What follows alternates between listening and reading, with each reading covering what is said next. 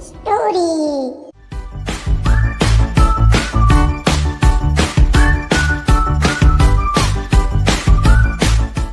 बहुत समय पहले की बात है।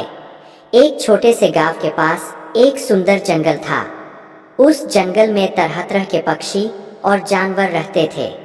उन्हीं पक्षियों में एक अनोखा तोता भी रहता था जिसका नाम चिरकू था। चिरकू को लोग सौभाग्यशाली तोता के नाम से जानते थे, क्योंकि जहां भी वह जाता वहां कोई न कोई चमत्कार हो जाता या किसी की किस्मत बदल जाती। गांव के लोग मानते थे कि अगर चिरकू उनके घर आ जाए तो उनके जीवन में सुख और समृद्धि आ जाती है। चिरकू हमेशा खुश रहता और अपनी मधुर आवाज में गाने गाता। लोग उसे फल और अनाज खिलाते और उसकी भलाई की कामना करते थे। चिरकू भी गांव के लोगों से बहुत प्यार करता था और जहां भी जाता खुशियां बांटता। एक दिन गांव में एक गरीब किसान जिसका नाम रघु था बहुत परेशान था। उसकी फसलें बर्बाद हो गई थीं और उसके पास खाने को भी कुछ नहीं था। वह दिन रात मेहनत करता, लेकिन किस्मत उसका साथ नहीं दे रही थी। एक दिन रघु ने गांव के लोगों से चिरकू के बारे में सुना और सोचा कि शायद यह सौभाग्यशाली तोता उसकी भी मदद कर सकता है। रघु ने तय किया कि वह चिरकू से मिलकर अपनी किस्मत बदलने की विनती करेगा। अगले दिन वह जंगल की ओर चल पड़ा और चिरकू को खोजने लगा। बहुत ढूंढने के बाद उसे चिरकू एक पेड़ की डाल पर बैठे हुए मिला।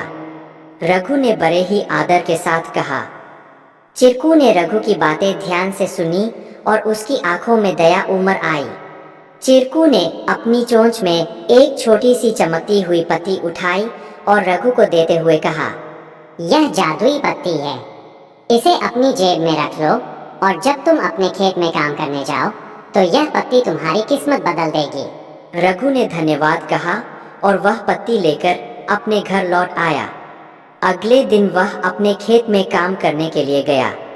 जैसे ही उसने खेत में जुताई शुरू की, अचानक से बारिश होने लगी। उसकी सूखी जमीन हरी भरी हो गई और थोड़े ही समय में उसकी फसलें लहलहा उठीं। रघु की मेहनत सफल हुई और उसकी किस्मत सच में बदल गई। अब रघु के पास भरपूर अनाज था और वह फिर से खुशहाल जीवन जीने लगा। उसने गांव के लोगों को चिरकू की बुद्धिमानी और उसके द्वारा दी गई जादुई पत्ती के बारे में बताया। सभी लोग चिरकू की प्रशंसा करने लगे और उसे और भी अधिक प्यार देने लगे। लेकिन चिरकू ने रघु को एक बात कही थी, याद रखना, यह पत्ती सिर्फ तुम्हारी मेहनत का साथ देगी। अगर तुम मेहनत करना छोड़ दोगे तो यह भी अपना जादू खो देगी। रघु ने चिरकू की बात समझ ली और कड़ी मेहनत जारी रखी। धीरे धीरे उसकी स्थिति पहले से बहुत बेहतर हो गई। वह गांव के सबसे सफल किसानों में से एक बन गया। लेकिन उसने कभी यह नहीं भूला कि उसकी सफलता में चिरकू और उसकी मेहनत का कितना बड़ा हाथ था। कहानी से सीख। इस कहानी से हमें यह सीख मिलती है कि किस्मत भी उन्हीं का साथ देती है जो खुद मेहनत करते हैं। सौभाग्य और अवसर तभी काम आते हैं जब हम अपने प्रयासों से उन्हें सही दिशा देते हैं। Please like, share and subscribe our channel to learn more.